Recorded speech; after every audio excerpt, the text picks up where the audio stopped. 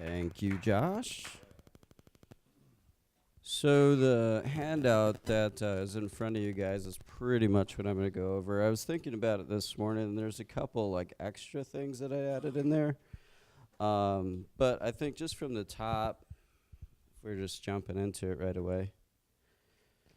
And I think this goes without saying, but everybody on your team should be treated fairly and unbiased, and I think there should be a system in place to have that, figured out. And generally, everything should be running according to plan. Second, though, is leveraging delegation, because there are a lot of things as coordinators. I remember being in a breakout a couple years ago where Jason Jeffrey said we have like 100 different things to think about throughout the course of a week, or while we're booking shows and through the campaign. But I think with my team being a little smaller, I'm able to kind of like direct and oversee them as far as what I need to do. So I focus on kind of just big picture stuff. I'm kind of like the ringleader, so I'm Michael Scott, and then everybody else is Jim and Pam and Dwight K. Schrute.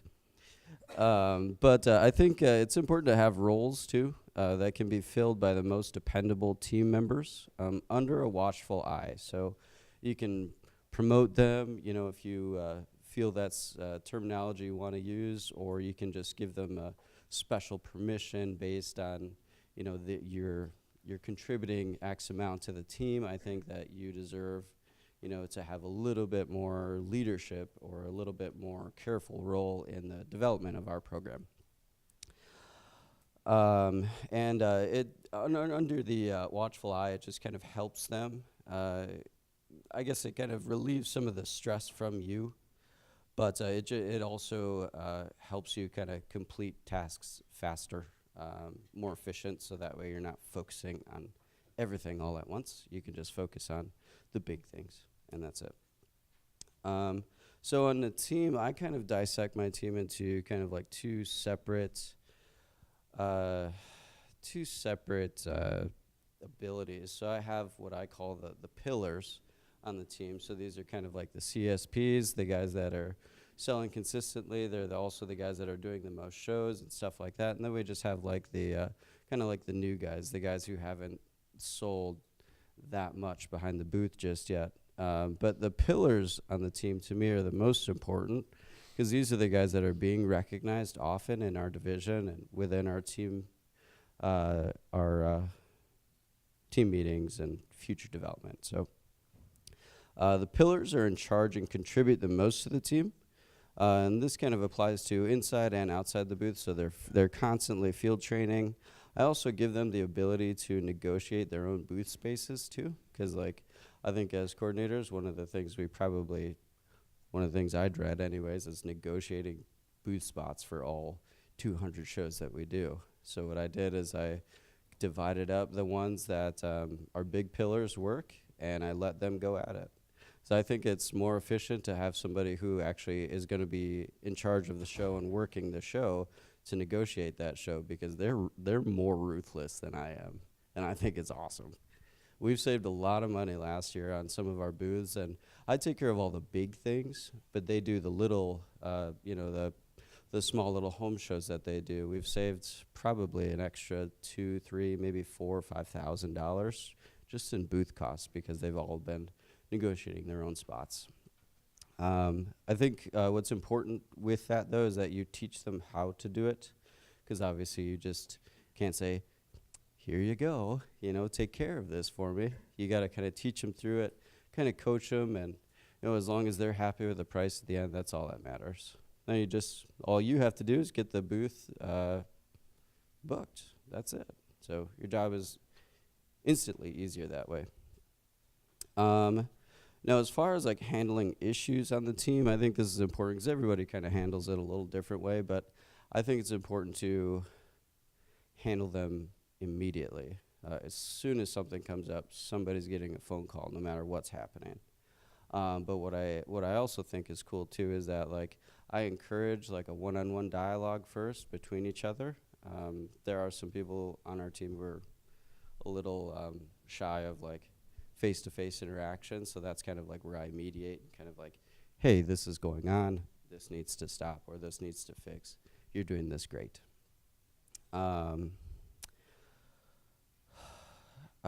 Besides that, when you're handling like a big picture problem, or you have like something that you're thinking about as far as like that needs to be solved, like how do we grow again? How do we make this happen? How do we get bigger? I think it's important to have all eyes instead of just like one set of eyes, because I think it's really important to I think it's important to see a different perspective from each person. And I'm really good at like piecing things together. So it's really good to just take an idea from one person, an idea from another. That way everybody is happy, everybody's satisfied, and it kind of contributes to the overall goal. Then just the last thing that I had for you was do the little things well. What I mean by that is like if you guys don't have a Fair and Show account, we do, and everybody contributes to it. So like lunch is awesome. Just like, hey, I'm gonna be in Appleton. Why don't we have lunch? Why don't we have a quick 10, 20-minute lunch? Take them out to lunch. Private conversations for recognition and improvement can be handled that way. I think I guess the other thing that besides like the little stuff would be to just be available, excited, and encouraging for you guys. I think that's the biggest, with all the opportunity that we give them already, I think it's important to be supportive of that role and constantly be improving and giving them different abilities. Yes, I do my own hair, so it's a financial tip for all you guys. Saves lots of money. It's not on purpose. Yeah. Okay. Anyway, so a fun 6 minutes of lots of stuff. We do things a little bit differently.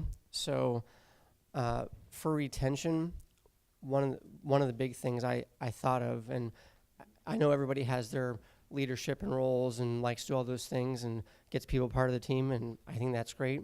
We had just decided long ago that our main focus of what we want our team to be doing is selling.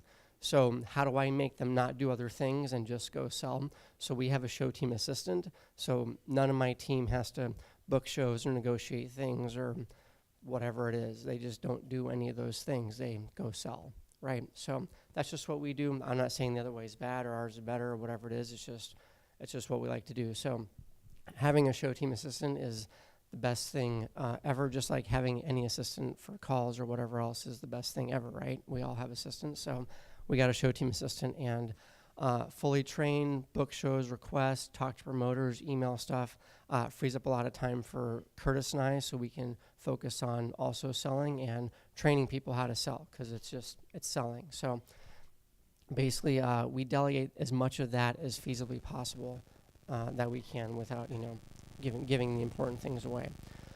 Other things is Curtis and I are on our monthly event staff meetings with the management team. So basically once every month or two when Drew has his management meeting, we're on that agenda for 10 or 15 or 20 minutes, and that's communicated like, here's what we're doing, here's what's going on, here's how your team members are doing who are in your offices, just general updates, and we review all of our programs and procedures, and that started with meeting with Drew, and he basically sets that standard as it goes through all the management, and we have those policies in place. We also don't do both. So again, a little bit different, but if you're a manager, you're not on the show team, and that's just period, because it's hard to focus on 2 or 3 things unless you're that one very special person. And we always have exceptions to the rule, and we would meet with said manager and Drew and the coordinators, and so we have some of those people here and there, but basically you go through management, you assist or you pilot or you branch or whatever it is first. And then if you don't want to follow that path, our little whatever guide or structure prongs there, then you can go the CSP route, and then that opens the show team opportunity up for you, right? So it's just what we do. We found it easier. And we go, so we don't have as many people, but when they come and apply to the show team and go to that intro meeting, they tend to stick around a lot longer because they're not trying to do 3 or 4 different things, right? We also have a strict policy with our meetings and other things that you have to be there and able to show up to and go training on, all that stuff. So we turn away kids who are still in school if they can't do that, right? If you're on the track team or whatever you do, that's great. Do that thing. Be better at that. You're not going to do both, because all we found is that you're going to suck at track and suck at Cutco instead. So do one versus the other and be better at it. So we never just say you can't be on the team there. We take everybody, each situation into account for what it may be. But we let them know that it's very, very hard to do 3 different things at once and try and be good at all of them. So we have an internal structure for our mentoring program. So coordinators, we mentor our top people, and there's tier 1 and tier 2, then mentor their tier 2 and tier 3 under them, who then mentors their tier 4 and candidates under them. So we have an internal structure for mentoring that everybody on the show team is a part of. It's just what we do. And then everything's always going on with the show team. So kind of like management structure, there's always the next push of this thing. We don't do one every week, but we always, part of our team meeting time is allotted is that the team goes out afterwards. So we lengthen our meeting time so that everybody's already planned in and we all hang out afterwards. We have Dirty 30, which is Dirty 30 a thing across the company? No? Okay, I don't know. So anyway, basically it's a once campaign event where anybody who sells over 10K gets taken out by their manager. So we go to a basketball game or hockey game, that kind of thing.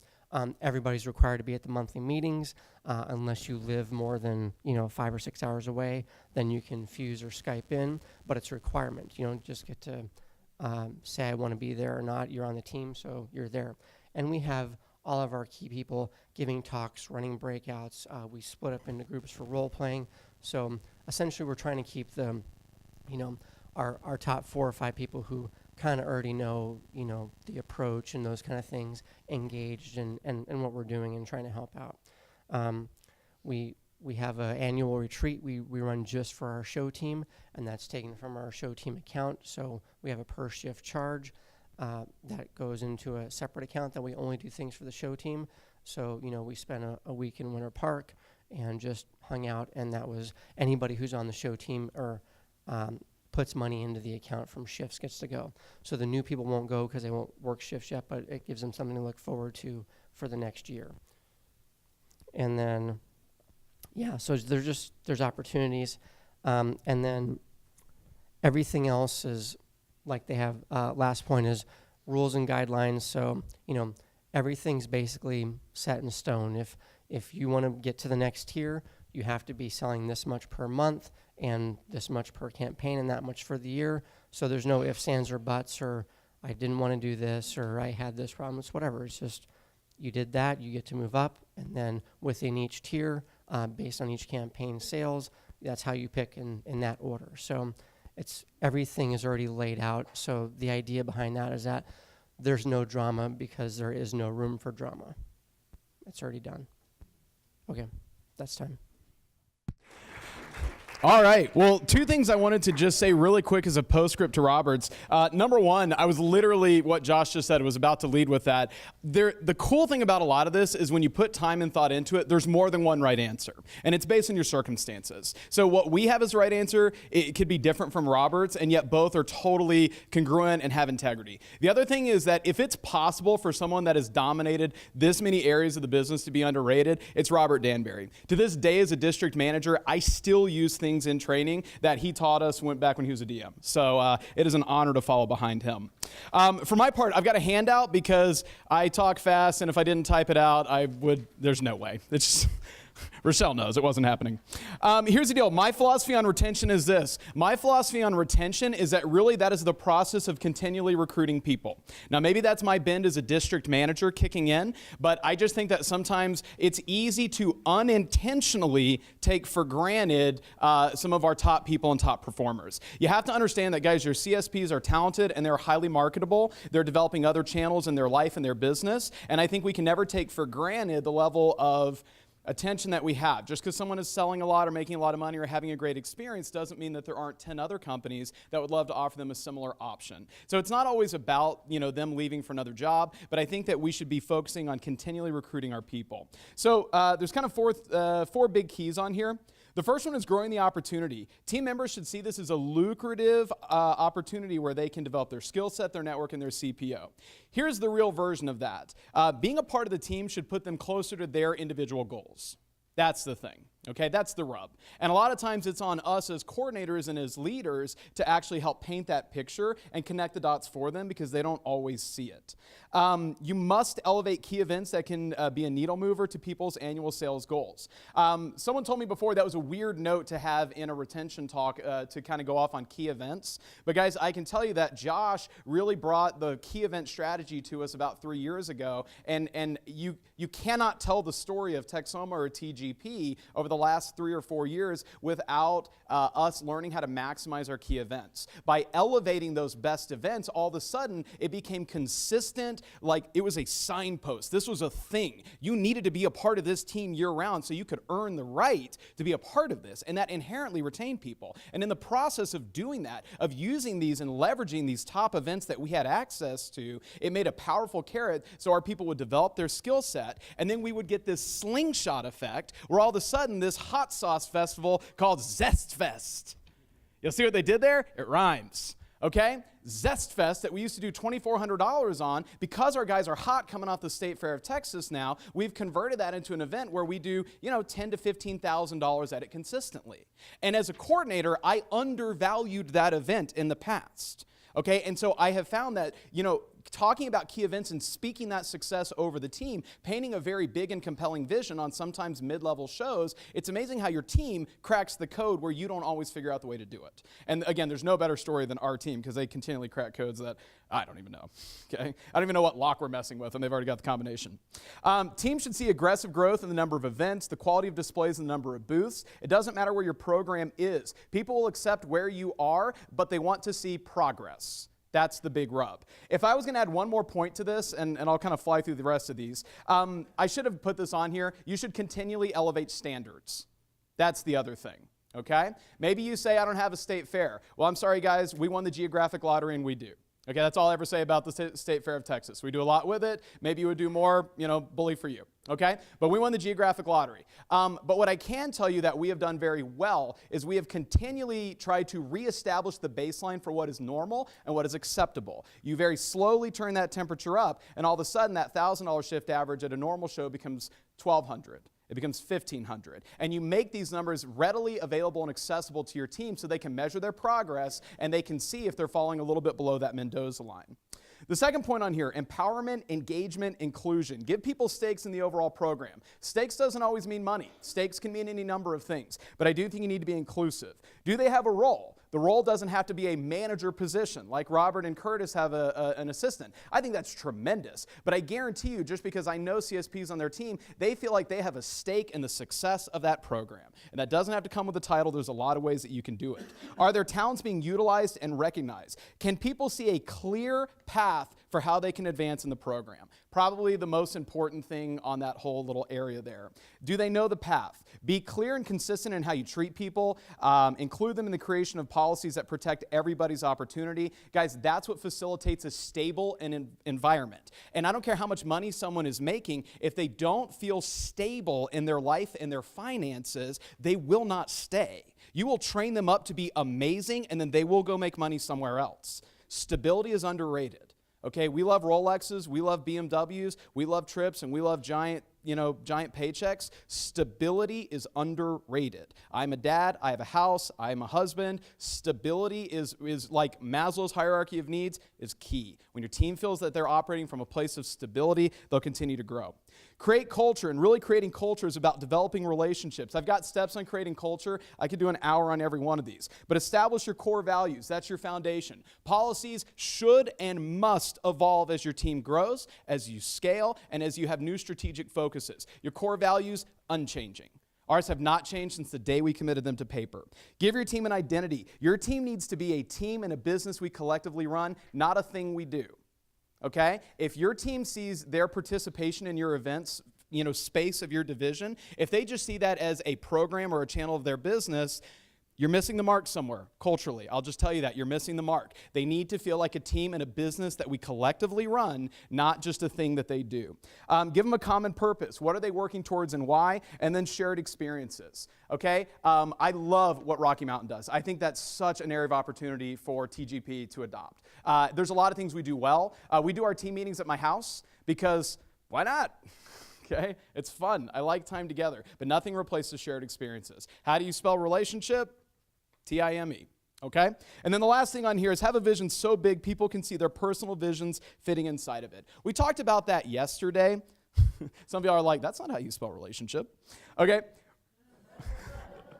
We talked about this yesterday, about having a vision that's so big and so compelling that it ties people in and they can see how they can buy a house, start another business, they can do all these exciting things. They can be a CrossFit champion, they can build a fantastic life, they can be a mom, they can be a dad, they can be whatever they want to be, and they can be it right here. They already found what they're looking for, they just may not know it yet. Talk to people that way. Talk to them long term. No one is bigger than the program. Operate with consistency, be congruent with your policies, and really focus on recruiting your people consistently. Thank you.